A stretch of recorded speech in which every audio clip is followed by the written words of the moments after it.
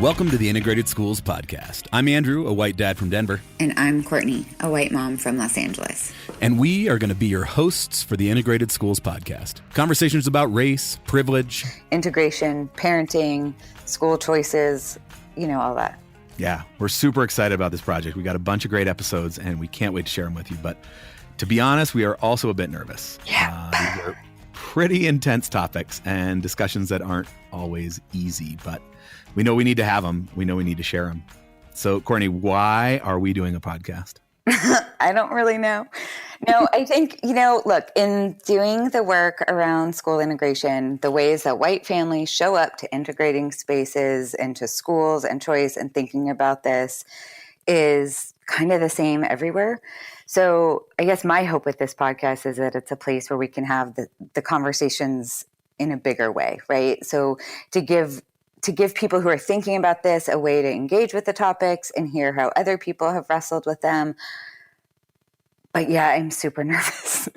There's so many different places to step wrong here, and I just feel incredibly vulnerable and I'm not going to get everything right.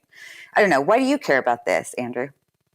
So I grew up in a pretty diverse neighborhood in Denver, and I went to what I guess we would now call an integrating school. It was probably at the time 90 to 95% students of color, pretty high concentration of students living in poverty. And to this day, that experience was I look on it as one of the most formative of my life. It certainly wasn't always easy, but I'm really grateful for everything that I learned there about being a human being, I guess. So I always wanted a similar experience for my kids. I have a second grader and a 4-year-old, and we moved back to Denver a couple of years ago, and our kids are now in the same school that I went to, which in a sign of how little progress we've made as a society on integration looks very similar to the way it looked when I went there.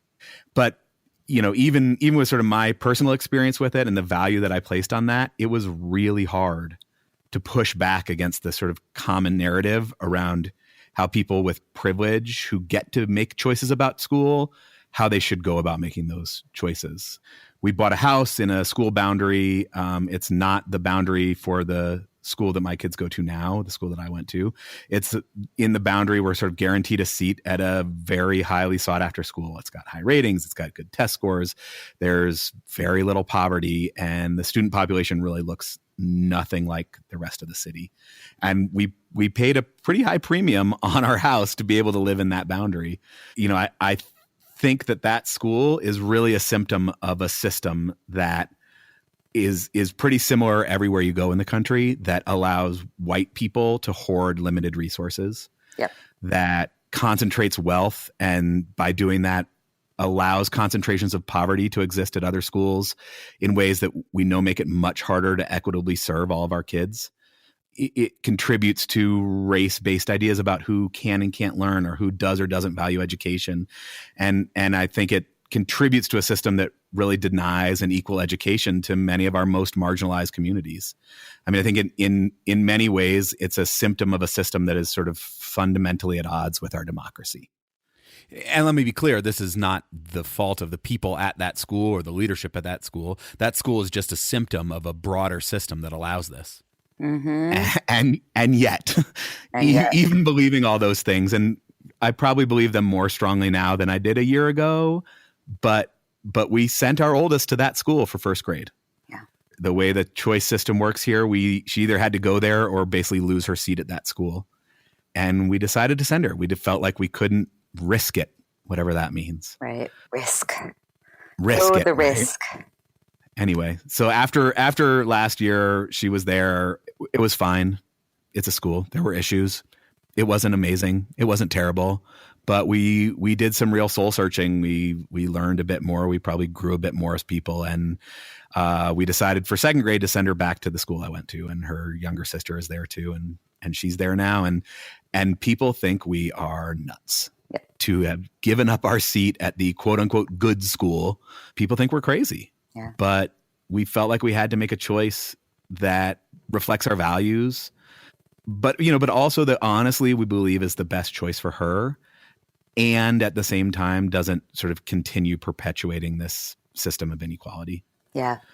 And so, I came across integrated schools, sort of delving into these thoughts and thinking about what to do with our kids. And I saw all the great work that you guys have been doing, Courtney, for many years now. And I just felt like whatever way I can get involved, I wanted to, because I think that we're not going to fix the problem until the people with power change the narrative and change the way we talk about schools, about good schools and bad schools, about how you should go about making choices for schools.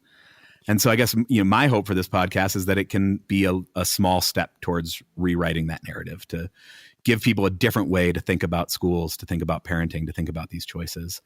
I look at the state of racial tension in our country, and we know it didn't develop overnight. And we know we're not going to fix it overnight.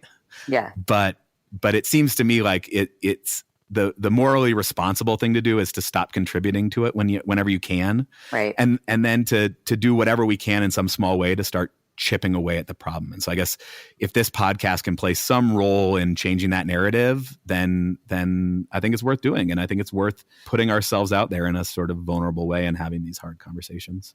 That's nice. That's a good way of saying it. Thanks. What about you? Why does integrated schools exist? Why did you start it? Why do you care? I mean, so we moved into a neighborhood that is now, over the past, 10 years, become incredibly gentrified. And when my kids, who are now in middle and high school, when they were little, none of the white and or privileged parents I knew were even considering any of the local schools, like not even stepping foot in them to then say no. Right. Like it just wasn't even on the list of consideration. So, long story super short, we sent our kids to a local school and did a lot of things wrong, right? I didn't know what I didn't know. And yet there are things that you should know when you show up in an integrating school. So if I were doing this all over again, there's just so much that I would have done really differently. So the hope with this organization is to talk with and as parents who are making these choices, right? Like why we should send our kids to integrating schools and how we can better show up and not take over, all that, right? I don't know. I have to say, Andrew, that I am weirdly optimistic about this. That's good. Yeah. I mean, maybe it's just kind of the fuel I need to keep going when it feels really, really hard. But the conversations that we're having as a nation now are so different than the conversations we were having when my kids were preschoolers. And right. Like for sure. And when integrated schools started in 2015, the conversations we were having then are different than the ones we're having now. So I feel like we have this moment in time to actually dig in a really meaningful way. So I'm excited, terrified, totally terrified, but I'm excited. Yeah. Should we get into the first episode? Let's do it. All right. So what do we have for people today? So this first episode is the introduction to the podcast. It's a conversation I had with Anna and Sarah, two moms who've kind of been there since the earlier days of integrated schools.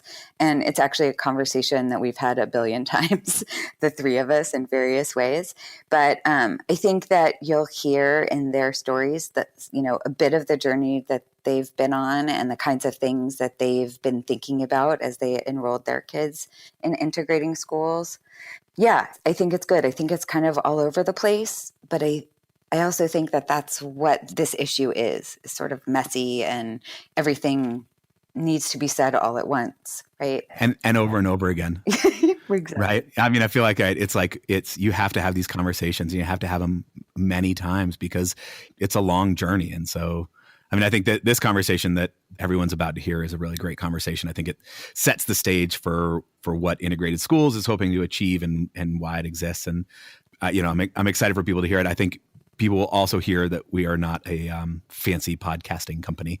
We've got speakerphones, we've got crappy connections, text messages bursting in mid-sentence. Yeah, and we're just parents with zero podcasting skills talking with other parents who aren't used to doing this kind of stuff. Yes. Yeah. Hopefully the content can make up for some of the lacking production values, but we hope you all let us know what you think. We're on Twitter @Integrated Schools and Facebook as well. You can email us hello@integratedschools.org. We'd love to hear from you. If you like the episode, share it, leave us a review, subscribe. We've got some really great conversations that we've already recorded that are going to be coming down the pike pretty soon, and more conversations to have. So. Yeah, and I'll just say also, if you have a topic that you'd like us to address, let us know. And if you have a story that you'd like to share, please let us know. Definitely. And now on with the show.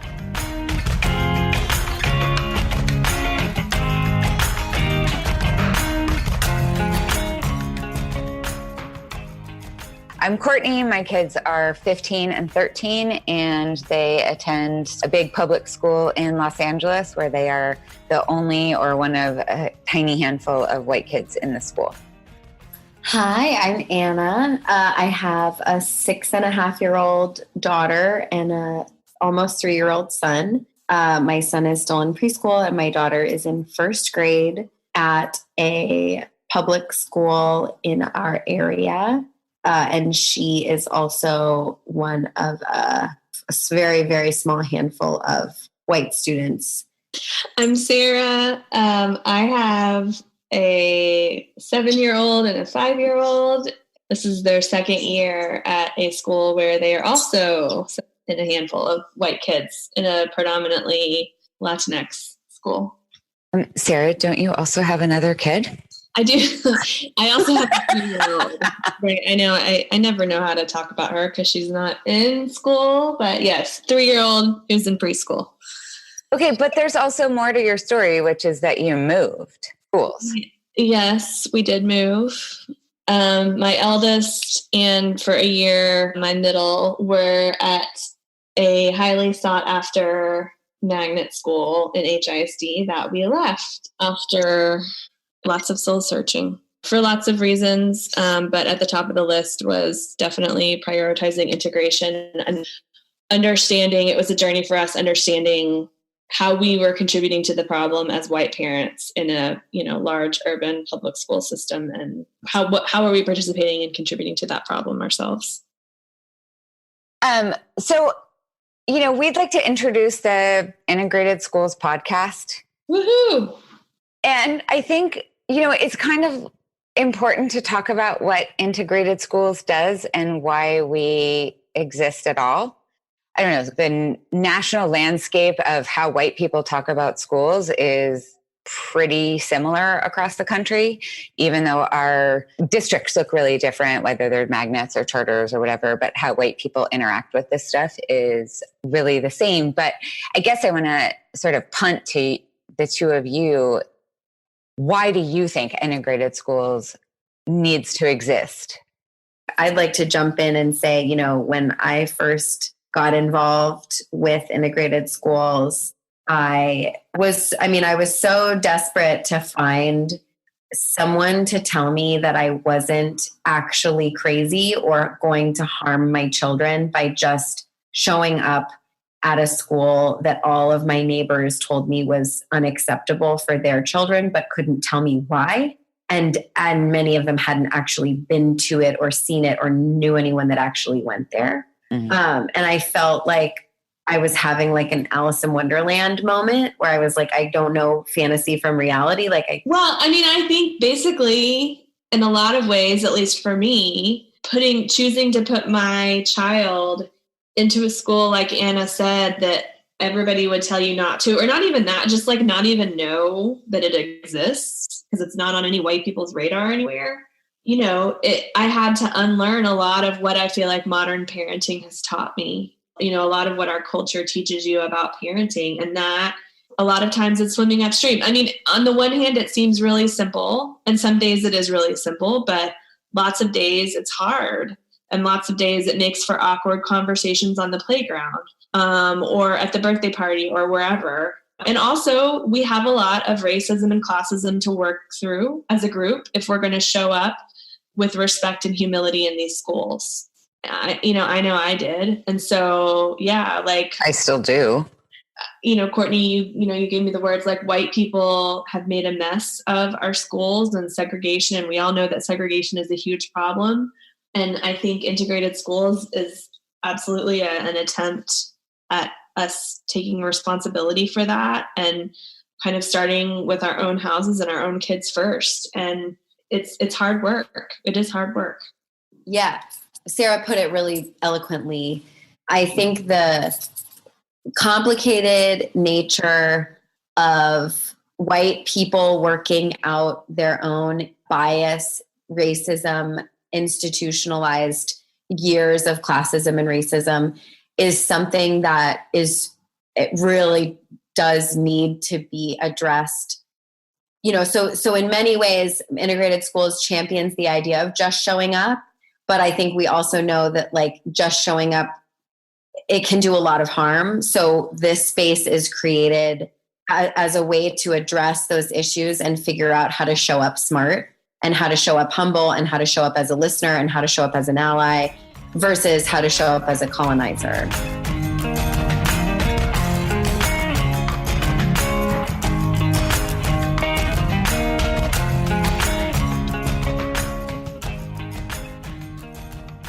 We've raised now a couple of generations of people who think it's their job to get every last fancy thing that they can for their kid.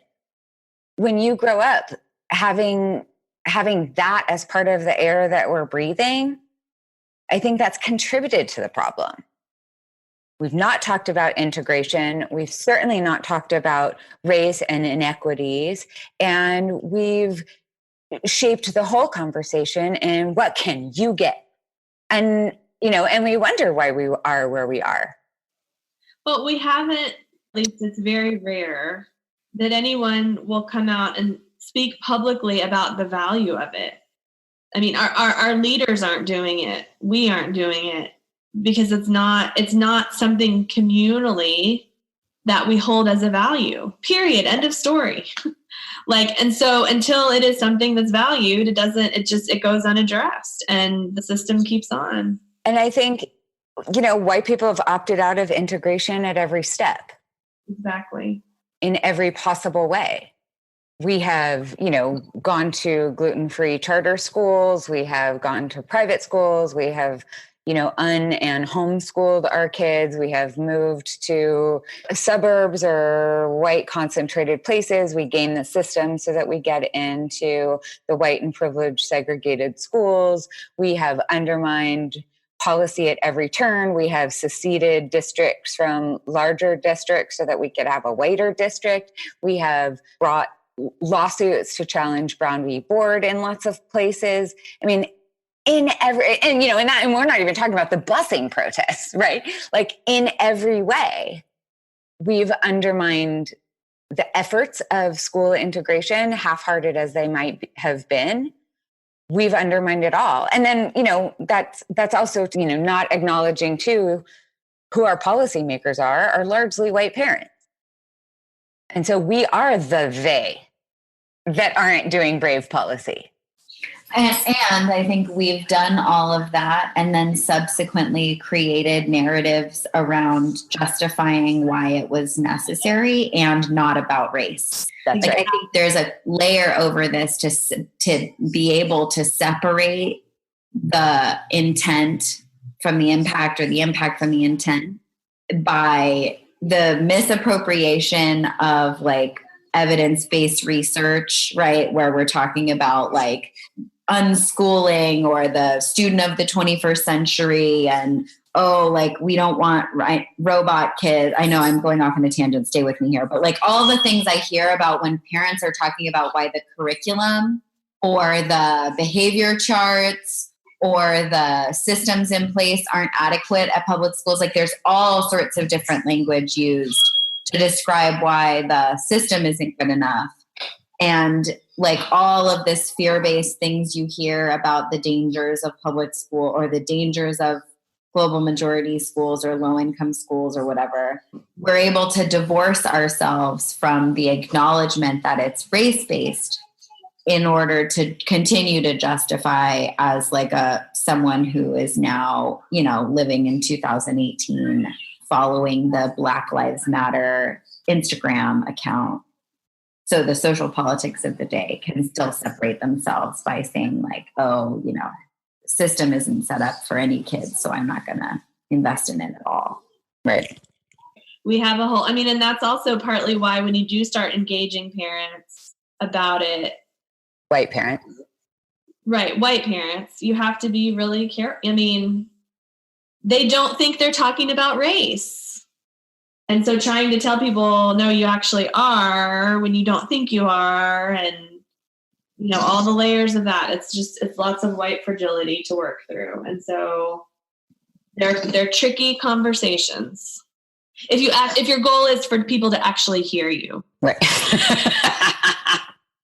Yeah, it's not too tricky if you just want to yell for a while. Right. I mean, if it's just scorched earth, then that's plenty easy. But if you're actually trying to get people to hear you, white people to hear you, right, there's lots of layers to work through.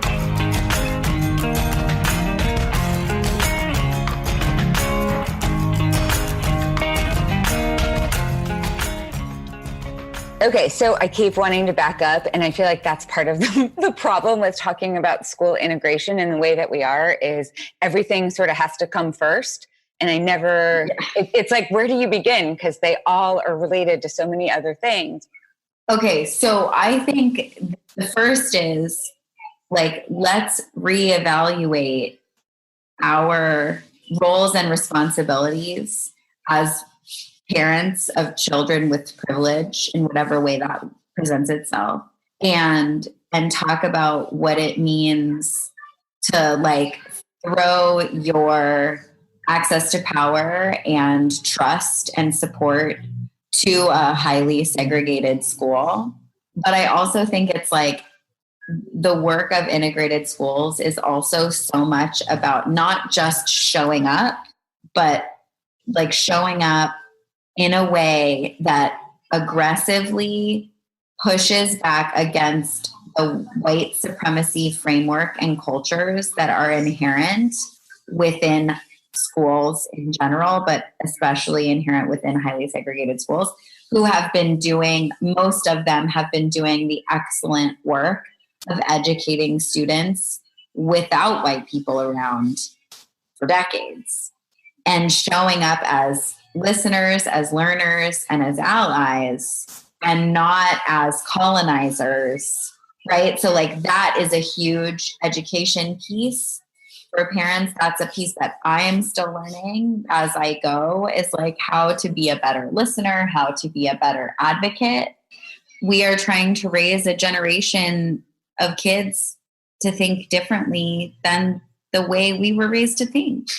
Right. And this is one absolutely tangible way that's important to me, that my daughter understands her equalness and her humanity to others who may be very different from her. Right. I mean, I think that one of the interesting things about what we're doing is we're really not talking about bringing, 5 Black kids into our school and being nice about it, right? Or, the goal of integration is really about white parents making the choice to enroll in global majority schools. So that's it. I mean, I think that's it. We have to redefine it. Integration can't be on the backs of Black and brown people like it was in the 70s and 80s. And when you hear the stories from that time, it's no wonder that sometimes when you start engaging on integration with people of color, adults of color, they look at you like you're crazy. It wasn't a pleasant experience. So I do think we have to be really careful when we say the word integration to define what that means. And I think, Courtney, I'll never forget the first time reading Integrated Schools websites. You put it very straightforwardly, and it has stuck with me. Like, white people made a mess of this. Yeah. Our responsibility to clean it up. So, yeah.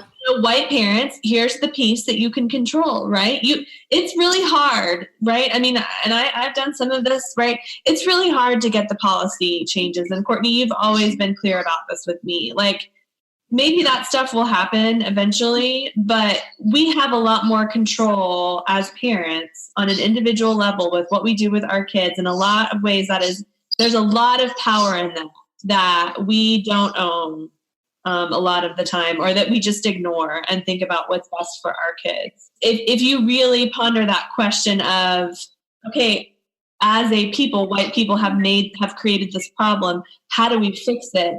Then the logical answer is, putting your kid in a global majority school, as you said. And that's maybe not going to fix it, right? But what it but it is going to stop contributing. It's a start. So long in our country, it has been the job of global majority parents, of immigrant parents, of low-income parents to fight the fight for equity in education, whereas white parents and middle-class parents have always had a way to sidestep that and not had to do the work. And so this is a space where we can encourage parents to do the work and to do it right.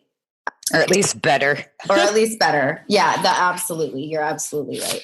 I'm also every day uncovering thoughts and ideas and actions that do not align with my values that I have been raised with, that have come from generations of institutionalized racism and classism that I have to untangle. And I'm not willing to not be in this space because I want to be a learner and I want to be an ally. I want to give democracy its chance. And I think that's what we're trying to do with the promise of public schools, is give actual equal opportunity a chance. And I think it's not complicated, but it's very, very hard. There you go. And I think without the mutual understanding and sort of shoulder to shoulderness that we get to have through integrated schools, digitally, through community meetings, through the blog, through the Facebook group, because for me in my neighborhood, these ideas, it can be a very lonely space. Yep. And here's the other thing I'll say, the people in my neighborhood who I'm used to socializing with. The biggest thing that was my eyes were open to when we made the decision to attend our school and integrate into the school in our community was that there was a whole population of people that I never interacted with at the park, at the grocery store. And those were my own horrible demons to uncover and discover. But our community in our school is very rich with culture, ideas, passion, dedication, to parenthood, to education. They are there. They've always been there. But the experience has been absolute wealth of experience and relationship building. But it goes so much against the horrible years of classism that came before me, that was I have to find other, like you were saying, the culture of the playground is find the other white middle class parents and figure out where their kids are going, and those, code that coded language. That doesn't lead to good citizenship, actually. I mean, it's really personal for me. I mean, it took us a year to decide to move the kids. I mean, some of that, what was understanding was how the money flowed in our district and how, kids sitting in a magnet school were getting all this extra money. Then white and affluent families will always figure out how to do it, right? Whether it's moving into the zone, testing into a school and studying to pass the test. White and affluent families always find a way. So those families get concentrated, and then you get PTOs that raise hundreds of thousands of dollars. While meanwhile, most schools in Houston don't even have a PTO.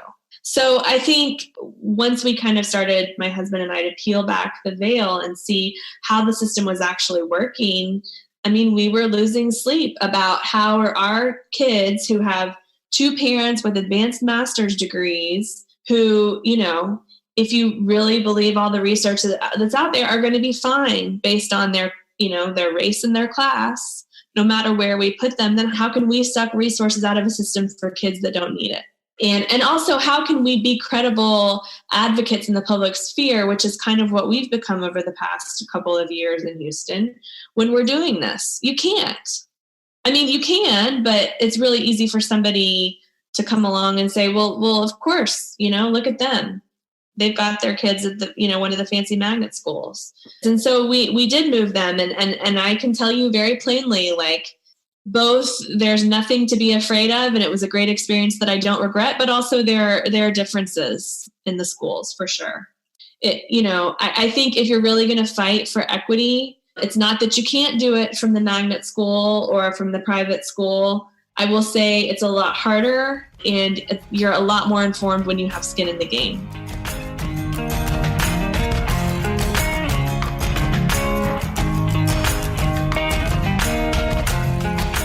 Courtney, why did you decide to call it integrated schools? A lot of people bristle at that. Can you tell us more about why you've stuck with it? Yeah, I mean, it's a question we get a lot, right? And, we've talked about it. I just feel like we keep hiding.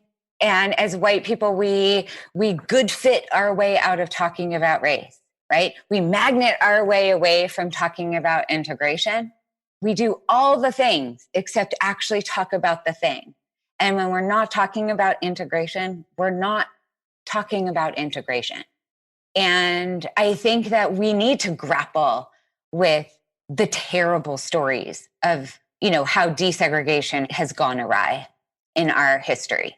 I think we need to face the busing protests and what it means to be related to white moms who throw Coke bottles at little kids walking into buildings.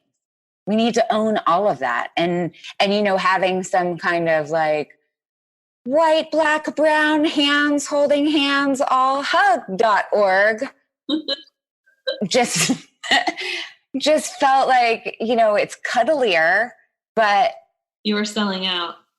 I just felt like we needed to be brave about it.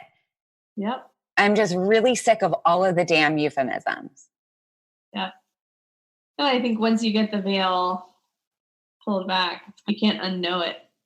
You can't unknow it. Yeah. And I also think that the people who are going to show up to a conversation about integrated schools, those are the people we would, who aren't maybe so afraid of it to even say the words out loud. Those would be the people we would want to start showing up, right? If we wanted to call this opportunity hoarding schools, then we would get people who'd be down. Yeah, I'm down for opportunity hoarding. I'm going to do that. Right. So hopefully this is drawing in the people who can show up in a way without colonizing, or at least are adjacent to it and can start thinking about it and want to be reflective about it. If you're not brave enough to even say the words, then you need to go do some more work first. It's not never, but go do some more work first. Yeah, maybe it's that.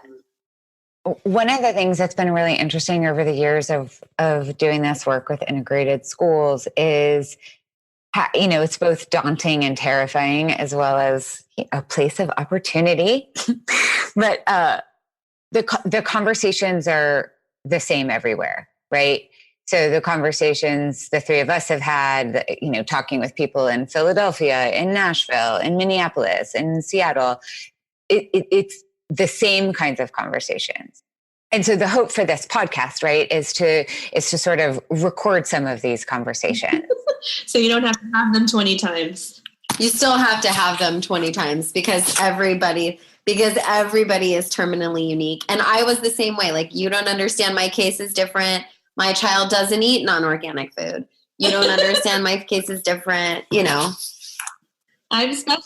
No, I know. How many times, Courtney, have you told me, right? What's going on in Houston is no different than LA. We had that problem 5 years ago. And I'm like, oh, no, I know it's worse here. I know it is. I think we all suffer, I like that you're calling it, what did you call it? Terminal uniqueness.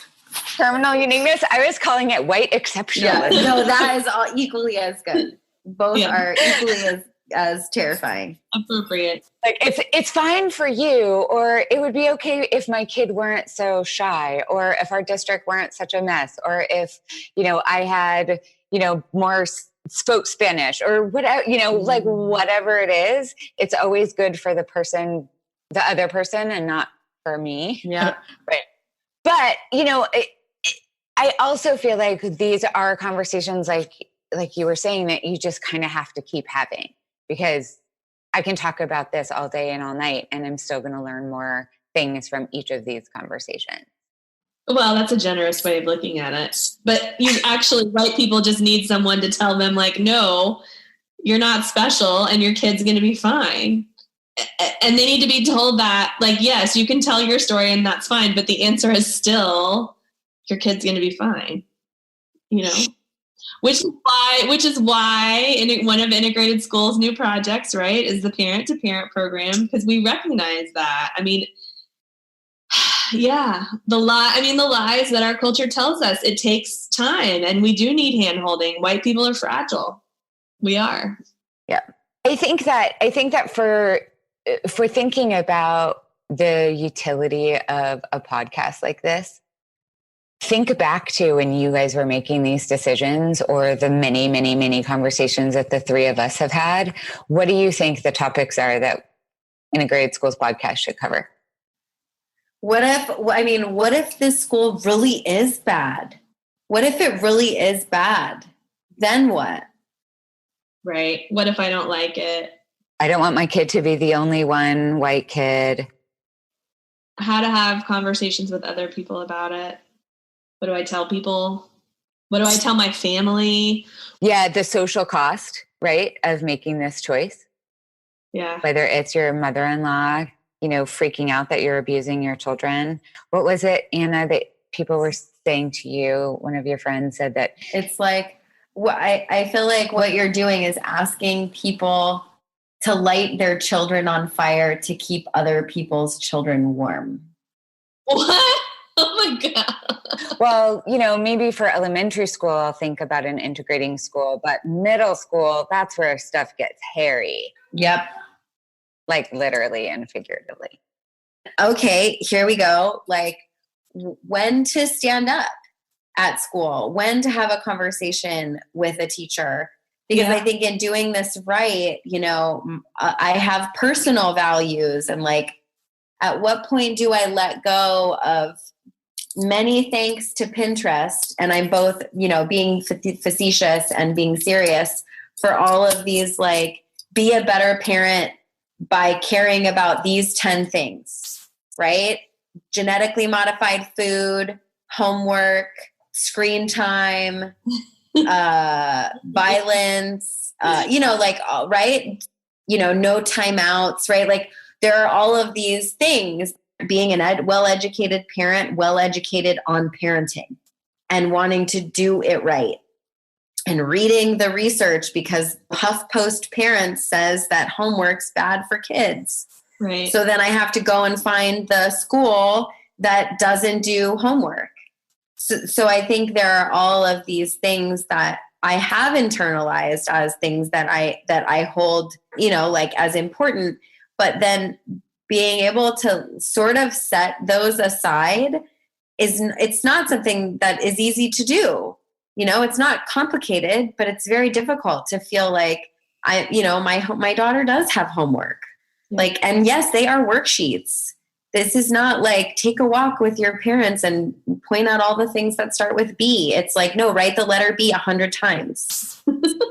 And like, oh my God, is that going to kill her love of learning? Am I failing as a well-educated parent, well-educated on parenting?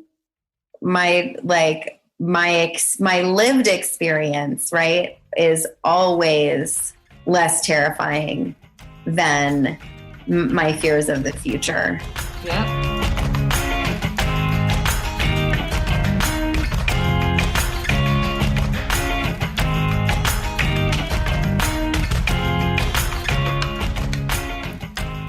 So, Courtney, run down. How do you feel? Terrified, excited. I'm excited. Yes. And I am, I'm just profoundly grateful to all the people who are kind of on this journey together. And it's great. Like you, Andrew. Thank you. Big thanks to our guests today, Anna, Sarah, and of course, Courtney, and to Kevin Casey for our music. Thank you, Kevin. Please get in touch with us and let us know what you thought. Twitter at Integrated Schools, Facebook, or email us at hello@integratedschools.org. See you next time.